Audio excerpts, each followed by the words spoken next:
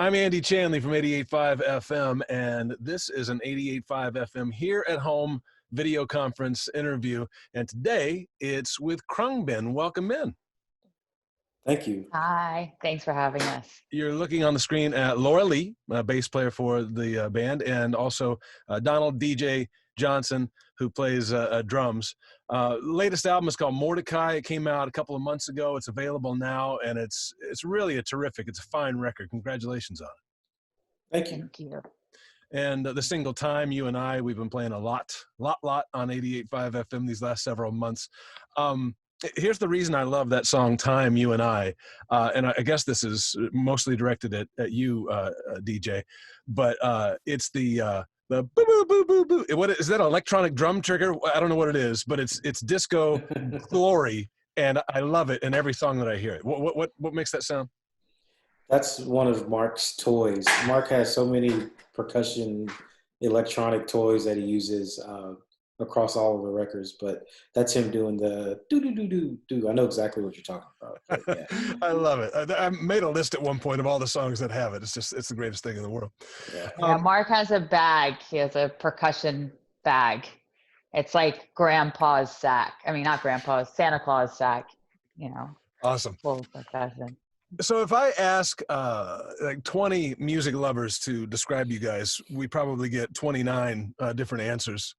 Of what genre you reside in most often, soul, funk, psychedelic rock, surf rock. What I'd like for you to do is pigeonhole yourselves right now to make it easier on everybody. Houston. That's probably the best response, just Houston. Houston. Sounds like Houston, yeah. We have a problem. This album called Mordecai. Laura, I heard that the title came from somebody telling you to take a hike.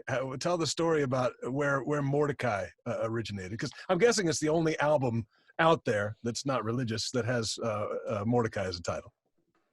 Yeah, it's the name of a friend of mine. Now a friend. He was an acquaintance at the time, but he took me for a beautiful hike, and I jumped, off a big cliff into a waterfall, and it was a beautiful day, and decided to pay homage to the day by naming it after him.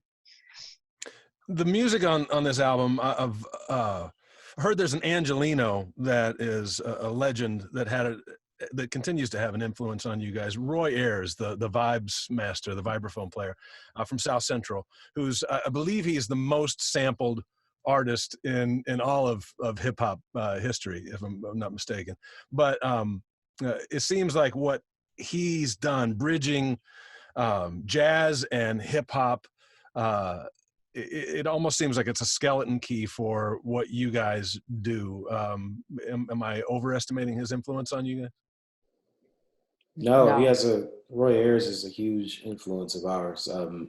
KB has, of course, we all have our three separate collective, separate music tastes, but he's where the Venn diagram meets in the center, definitely. He's, someone we all enjoy listening to. We love Roy Ayers. Yeah. I really thought it was neat that you guys teamed up with Leon Bridges last year for that EP. It was just, fantastic. And he kind of has this same, vector, the same trajectory going on last year and a couple years before. And teaming up, it seemed like kerosene on a fire. I think that Texas Sun introduced a lot of people to, in his world, to your music and vice versa. Talk about that collaboration a little. We went on tour with him in 2018, opening up for him in venues that were way bigger than we'd ever played. And we became fast friends. We're all from Texas, so that's like an easy win. But we, hung out, listened to music after the shows, and we sent him a song to sing on top of, and he sang on it and sent us back like the next day. And that was the kind of seed to start that whole EP process. But it was a really beautiful collaboration, and it was very easy to work with him. Yeah, yeah, it sounded like it. Talk about the music scene in Houston. I don't know if it gets its propers for being, such a diverse, melting pot of musical genres. It must be, or at least was, until the vid hit. It must have been a pretty wonderful place to be a thriving musician.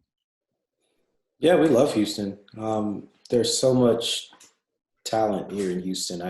I can't say that enough. I mean, we have so many friends that play music, write music, and could easily, I mean, it's just so much talent. And the influences that come from the city, the cultural influences with the amount of just different people that live here. They just all come together to bring just this unique thing that happens with people that come from Houston. So no matter what genre you're listening to, if the artist is from Houston, there's going to be like this thing, this common thread that you can hear, all the way from, Robert Glasper to Megan Thee Stallion. It's like, it sounds like Houston. Are there anybody that might be watching this that you could introduce an unknown or lesser known Houston artist to? Who are some people that not everybody knows about in Houston that you guys have been enthused by in the last year or so? I was I just mean, listening to go on. Will Van Horn on my way back home. Of course, people that know Khruangbin know Will Van Horn from playing pedal steel on our records. He's on anything that we've done, but just super talented. Puts his own spin on the way pedal steel is approached. It's usually considered more of a just a country music accessory instrument, but Will takes it and just does things you wouldn't imagine with it, and the way he approaches it, his chord voicings, it's incredible. There's no other instrument that's like that. And, I think of like Robert Randolph and, the sacred steel and what he does with it. And, Will Van Horn and his brand of it, Ben Keith with what he used to do with Neil Young, and, then the Hawaiian sound you can get out of it. It's such a crazy, it's almost like a theremin. It's such a versatile instrument that's different in any setting. Yeah. What about you, Laura? Who would you add to that list of somebody to shout I out? was of course going to shout out Will, because he's sort of like our fourth always in the studio. But there's a guitar player named Kelly Doyle, and his music is available online. He's a guitar virtuoso, really inspiring player. So I would recommend checking him out. Have you guys? This is Khruangbin's been around for quite a while, and you've had success and notoriety up till now, but like this record and what happened in the last year with the Leon Bridges connection, and now people are knocking on your door to have your songs licensed for things. And I mean, this is kind of a coming out party, and then COVID hits and you aren't going anywhere. Talk a little bit about how that's made you feel and how you've coped with that over these last 5 months. I think the world works in mysterious ways. It was certainly going to be a big touring year, and we've had big touring years, but there was definitely a buildup of it being sort of an epic year of venues and festivals for us this year. But what's meant to be will be, and we had the record done, and I'm so happy that we put it out. And I kind of feel like now that it's happened, I can't imagine putting the record out not during COVID. It's sort of become the COVID album, like within our world. Yeah. It's it's like X. They were planning on putting an album out in August this month, and they said nope, we're doing it in April. They just dropped it and said the world needs something right now. Yeah. So thanks for not putting that on a shelf. It's the world needs it right now. I love that the name Khruangbin. This is the first time I've talked to you, so I'm going to ask all the Miss America questions. But the name is Thai for airplane, more or less, right? Mm-hmm. Yes. And I know I read that you, Laura, were learning Thai at the time, and it was just a great name. It's one that no one can spell. We've all had our difficulties with that, but I like I like that it's basically a positive word. You know, it's something. You know, I think when like John Lennon met Yoko Ono for the first time and goes to her art installation and he climbs the ladder and there's a magnifying glass to read the word that's on the ceiling and the word is yes. You know, it was just a generally positive experience. I think Airplane is kind of a, you know, an uplifting, a word of possibilities. I like that. Yeah, it's hopeful. Yeah. It's also fun, and I've come to really think it looks really cool. Well, and now it's building its own head of steam. You have AirKhruang, which is great. If anybody doesn't know about this, I just learned about this recently. It's a website you've done where people can, tell me if I get this wrong, they can share playlists, and you do it by putting in the 3-letter prefix of the airport. So if I'm going to fly to LAX to YYZ, go to Toronto, and I choose aisle or window, first class or steerage, and all of those things, and people will share playlists. How did that come about? That's a joyous thing too. We were putting out, playlists for people, and everybody always wants more. And, you could only have time to put together so many mixes. So it was sort of a way to share a much bigger catalog of music in a fun way that seemed to kind of fit us. And then once COVID hit, we actually put out like a version 2 called Shelter in Space, since nobody's really flying. Right. So we kind of wanted to acknowledge that. So the new version basically has where you input what activity you're doing. So if you're cooking or gardening, taking a bath, and you put the duration for how long you're going to do that activity, and it spits you out a playlist with a new catalog of songs to try to keep things interesting. It's pretty glorious. It's pretty great. You should check it out. AirKhruang.com. DJ, tell me about your, I'm assuming, are drums your first instrument? Yeah, it's my first instrument, yeah. Tell me about your first drum kit. My first drum kit, it was Possum dance.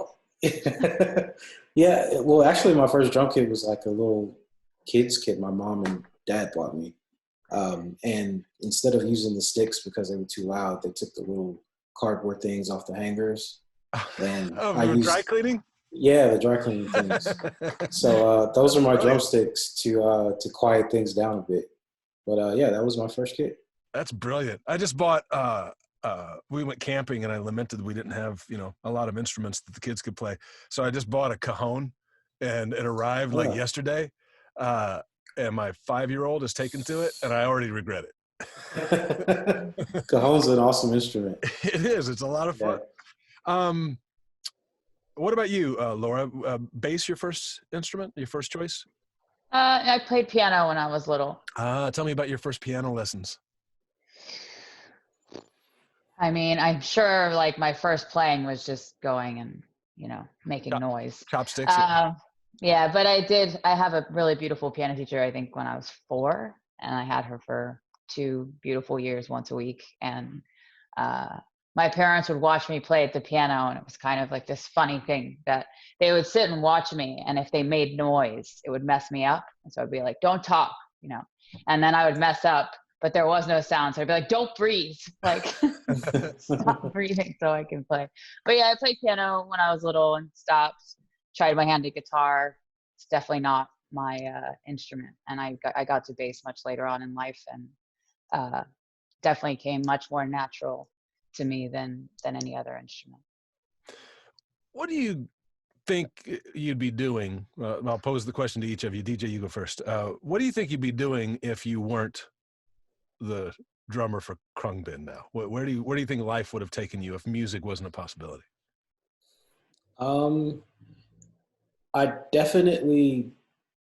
I'd probably still be in music in some form, probably on the other side of it, maybe audio engineering.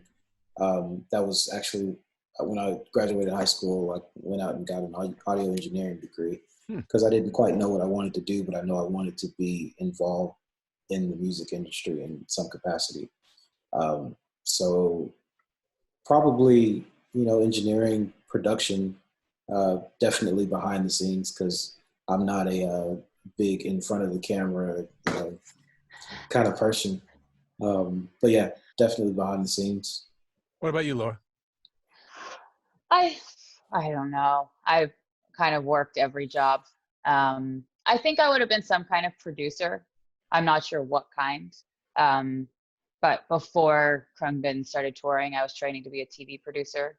I'm definitely somebody that likes kind of getting projects done and sort of being the point person for things.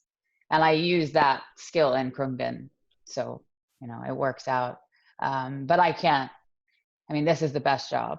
Are you the ramrod in the group? You're the one that that gets things done. I Yes. think so. Yep. Yeah. That's settled. Well, guys, thank you for taking time out to talk with me today. It's been great to get to know you a little bit, and I know our audience appreciates it.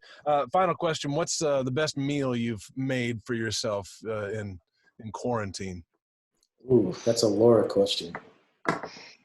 You know, I'm lucky I'm in the countryside and been grilling a lot. Just like generally barbecue hangs right now are the best. Nice. But yeah, had some amazing lamb kebabs yesterday. So awesome. Go with All that. right. Well, best of luck to you guys. The new album is called Mordecai. It's out now, wherever you buy records, wherever you get your music. And promise me that once all this stuff blows over, you guys are going to come to LA and do a session in person with us. It'd be great to meet you in person, and we'll go out for some kebabs. It'd be lovely. Sounds good. Thank you so much. Donald Johnson and Laura Lee of Khruangbin, thanks for being here today on 88.5 FM.